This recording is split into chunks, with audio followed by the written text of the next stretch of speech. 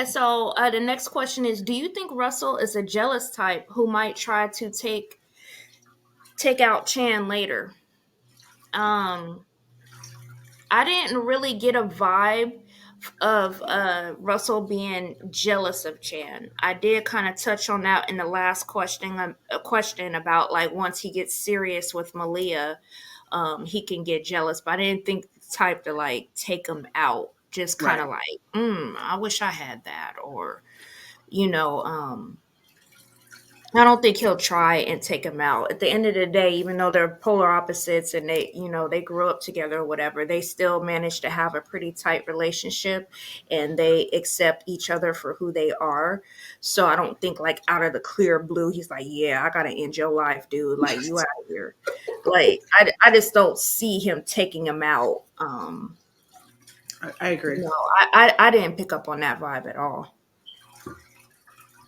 Yeah, I don't get jealous vibes from Russell either, and I was trying to think of what would be a situation where Russell might have to take out Chan, and I honestly couldn't come up with one. Hmm. Just who they seem to be, who their characters seem to be. It's like they allow each other to be who they are, and they're firm in that. And it's like, okay, hey, whatever, if that works for you, all right, So, and they're both supportive of the family business, so there's really not any reason to butt heads there at this point, anyway. So, Right. I Yeah. totally agree with the both of you guys. I didn't pick up, jealousy vibes off of Russell. Him and Chan are extremely close as brothers. They're very different, but they are very, very close. To me, it seems like Russell is not just Chan's brother, but also like a best friend. You know what I'm saying? And even though they are kind of like he's silly or whatever, but they're close. I don't think that there's any jealousy. I think if anything, they're both rooting for each other to be happy and to do great things. So that's my take.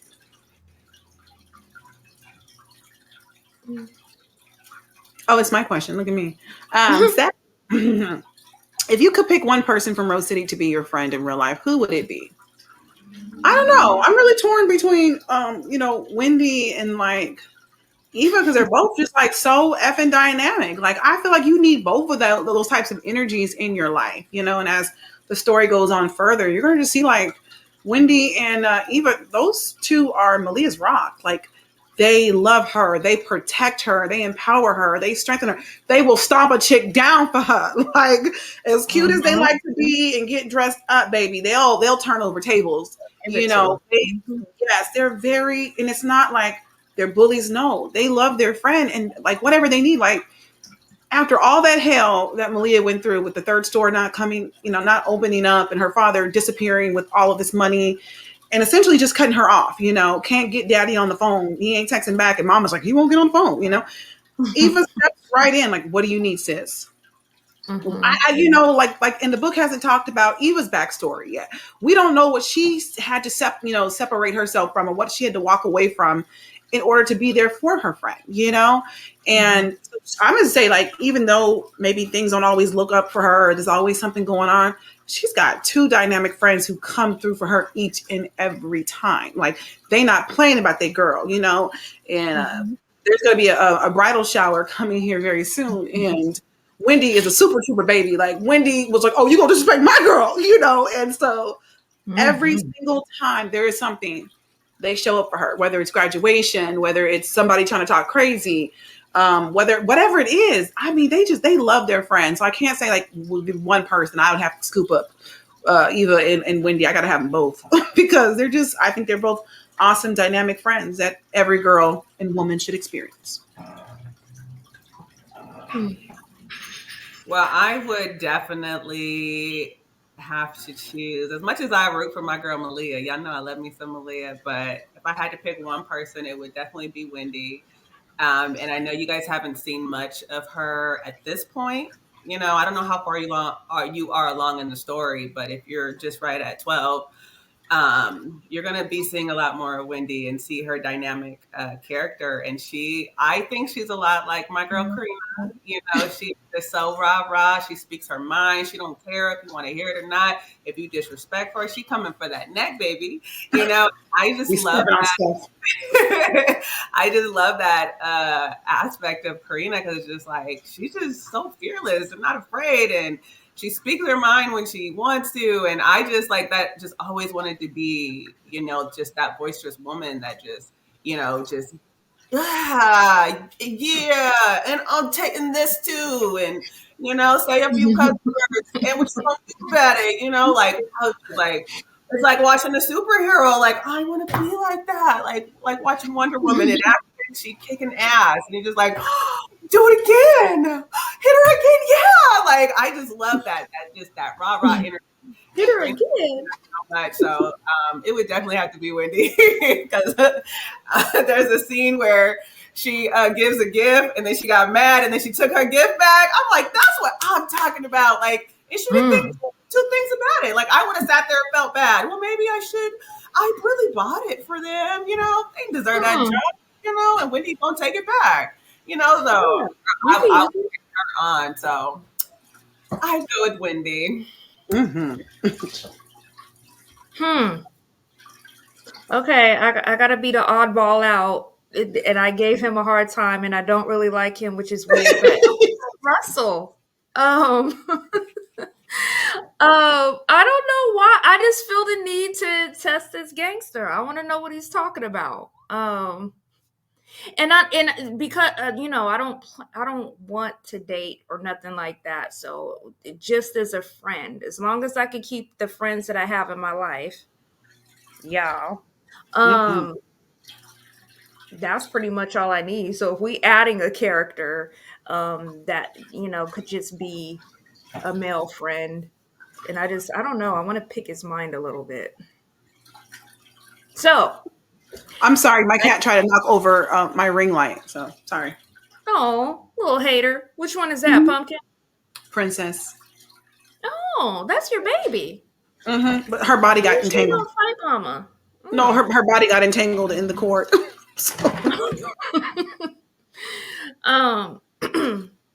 And I don't know how that will work out later on, but I think as a friend, just to have, it would have to be. Russell seems like he'd be a fun person to be around, like to hang with, yeah, and to kind of pick his mind. He seems like you would go out as like a group of people, and he would be the life of the party. He'd have all these crazy, amazing stories. We'd be screaming and taking shots of tequila. Well, I would probably only be able to take like one.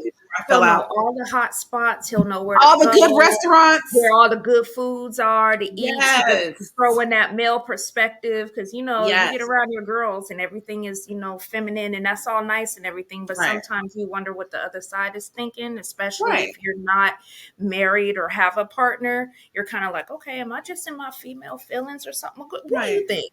So, and that's one of the reasons why, like, I've always valued, having like a relationship with my brothers or, male friends around because I do like a male perspective. I see things a certain way because I'm a woman. I'm supposed to see things that way. But it's nice to like get your feedback or your perspective because like me and Kyrie was talking last week and she was saying, some of the things that D had said, like some of his ideas about like the podcast and like what we're doing and her husband's been watching. And, he was saying that he liked, some of it, like what we've been talking about and he found it interesting. So it was like, it's pretty cool. You just want to know like other people's point of view because the world is so much bigger than just my perspective. I speak for Corenna. I ain't out here speaking for nobody else. I'm speaking for me. These are my experiences. These are my thoughts. Regardless if they're right or they're wrong, they're mine. I'm not pushing that upon you. I'm not going to tell nobody, you don't go to church on Sunday because I had a bad experience. No, if you are having a wonderful girl, keep on praising God. Me and Jesus upstairs having some bedside Baptist. I got all my little books and Bible and stuff. And we be talking, we in the car just rapping the taste, Lord. So, you do what works for you. But I think that Russell would definitely be like a fun person to kick it with. Like, I bet he knows all the little hole in the wall spots to go get some really bomb food. Yeah. Yeah. That's why I had to be the odd one out. Well, I love that. I love that perspective. Kyrie, the next question is yours.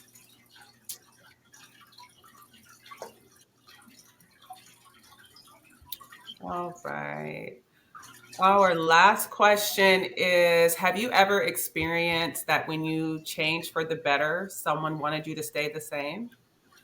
I'll let you guys take that real quick. I have to take this call. All right.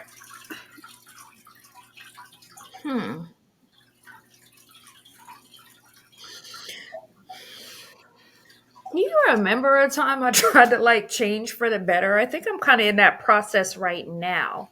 And Me and nobody you have always really, been an evolution of change. What are you talking about? We've that's always, what I mean. It's always some, I'm but I think always, that there have been people, in different parts of our lives when we were changing and trying to better ourselves and make better decisions and choices who didn't respect that, and they were right, negative.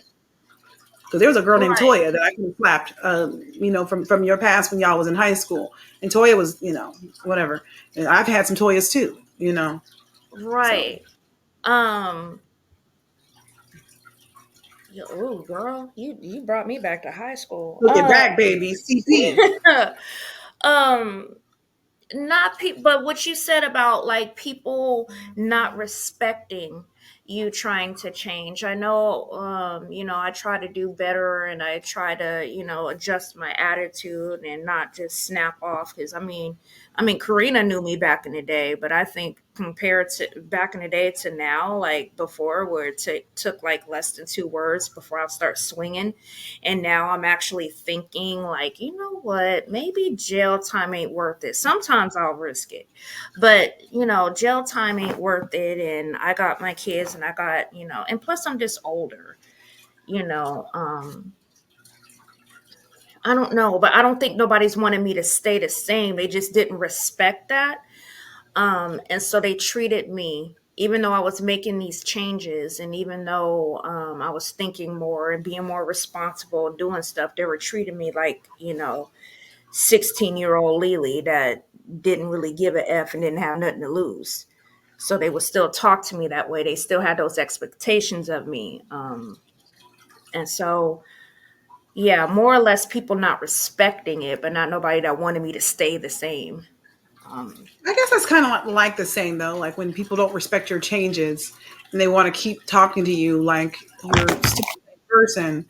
That is essentially like you're wanting to hold me back. You want to stifle my progress. I mean, it's sad to say I've had too many people in my life that I can count. I would run out of fingers and toes who wanted me to stay the same person because it was comfortable for them.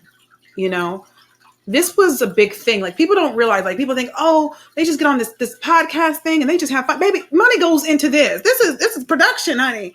We have to pay for this platform. You have to pay for equipment. Speaking of equipment, I bought a camera and then it didn't work. I had to send it back. So I'm gonna have to go to Best Buy so I can get the camera quality thing, fixed. But again, it takes time, it takes energy, it takes money. The stuff has to be edited. All of that type of, it takes money. We're not playing with this. This is real. I'm spending money. I'm spending coin. But thank you because you guys have been reading the book, baby. And I'm talking about the numbers is going up. Like y'all really doing it out here in these streets. So thank you to the viewers because I see it. And but no, I have had a lot of people who have held me back. Like when I had this idea, again, it was 2007. You start telling people around you about your ideas, and there was a lot of people who were just like, either not supportive or they just, they didn't really see the vision or they thought it was a waste. mhm. I think you should write a cookbook. I want to write a cookbook. I want to write a work of fiction, you know? And yeah, Mhm. at least he's like, I'll write a cookbook.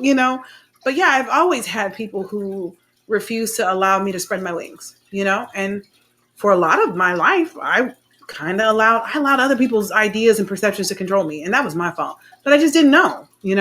So now I have awakened to this person. I'm just like, no, I'm going to do that. Yeah, you don't have to like it. So yes, I have had people who, I actually had a situation with a really toxic old friend who doesn't seem to know how to go away. So if you're watching the podcast, stop sending me friend requests. She told me, yeah, I said it. We're not going back. You did me dirty, sis. And we good now. Okay. We moving on. Yeah, I know she probably watching her crazy self. I had asked her, me and her had a very Malia and Erica type of situation. And and that's where Erica came from. Mm. And I had asked her, I said, we've been friends all these years and I've tried to be understanding. I've tried to be patient, try to be supportive of you. Why would you do me this way consistently? She told me, I just didn't believe that you were who you said you were. I was testing you. I said, what do you mean? She goes, well, you come off as so innocent. I don't think I'm innocent at all, actually. Now, I don't act crazy. I'm not a scammer, but I think I'm wild and crazy and silly and goofy and corny. But she said, I didn't think you were who you said that you were. So I did things to purposely put you in positions to basically test you. You know, she was like, can't nobody be this happy all this time? Like, can't nobody be this happy and happy go lucky and everything that you said that you've been through? Why are you still acting this way? You know, so I've definitely come across a lot of people in my life who didn't understand my change or didn't understand my reaction to certain things. Now I can take off like a firecracker. It could be bad. And there are other things where you have to kind of weigh your options. You have to say, am I going to do this or not? I have more to lose now in my life. You have family, you have kids, you have a future, so maybe popping off and knocking somebody in the eye with your elbow, like that may not be the best thing. But yeah, it's sad to say, but there are human beings in the world who don't want to see your growth because your growth puts pressure on them to evolve. So they would rather you stay who you were or try to convince you to make poor decisions because they're just not ready to change themselves. That's my take. All right. So I don't think I've necessarily had, like, nobody says that, right? But they make you feel a certain way, and so I've always had a big issue with saying goodbye and breaking things off with people, whether I'm in a relationship or if it's a friendship or, whatever. So if you start making me feel weird and, unwanted, different, you think my ideas are, and so you might just never see me again. I'm not going to say goodbye, but I just stopped coming around. I just stopped showing up. I'll stop answering my phone, so I just kind of just slip away a little bit because I don't want it to get to the point where there is an issue where you feel like you can be that opinionated by what I'm doing in my life, So, no offense, but, nothing's wrong. We didn't have a falling out. We didn't have a fight. We're just not on that vibe, and it's okay to say, hey, every now and then, how you doing? Send a thinking of you today, sis message on Facebook, once every 6 months or whatever, and just leave it at that, so that's kind of, the move that I've made in the past, with breaking things off. But as far as like specifically someone not wanting me to change, I think it's mostly showed up in my past relationships, with these men that want you to be something a certain way because of your gender, and then if you if they disrespect you or or say something that you don't like, you may not speak up on it the first few times, and then when you do speak up on it, like, oh no, you don't talk to me like that, like you do what I say, like I don't need your opinion, and I've literally had someone tell me like, I didn't ask you how you felt, I didn't ask for your opinion, I expect you to do it, and that's it, so as far as me growing and finding my voice and saying how I feel, I have had people saying, no, that's unacceptable, but I fought through that because I'm like, I don't care if I lose you or anybody else. Wrong is wrong, and I'm going to speak on it, so that's me.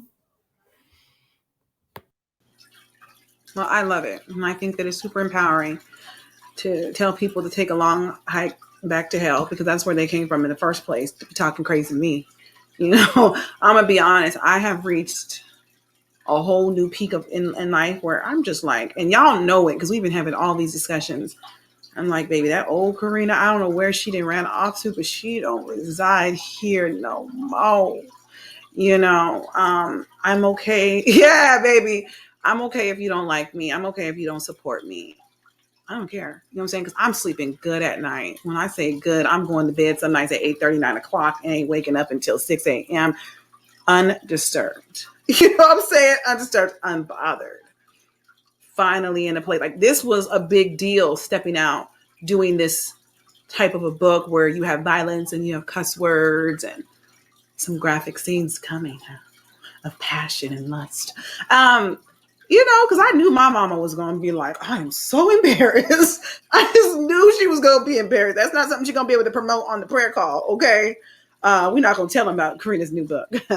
We'll tell them about that first book, where it's kind of like self-help, a little Jesus, a little couple little prayers, but not this Rose City thing. And so I'm just grateful to have like my girls, you guys have been so supportive, and do it, sis, and right there with me, because people don't understand, like, Miss Kyrie, she is like the whole production manager. I mean, she creates the outline every week that we read from, and she puts all of the ads together, and she does all the editing. And I mean, whatever I need, I just be like, well, what about this? And so, she's always there to do stuff. And Alicia, if I call her on, I'm like, well, what do you think about this part? And I was thinking about this and what avenue to go down. And she'd be like, well, I think, and so to always have people that, you can bounce those things off of, and who support you and who love you, that's something, we were having a conversation.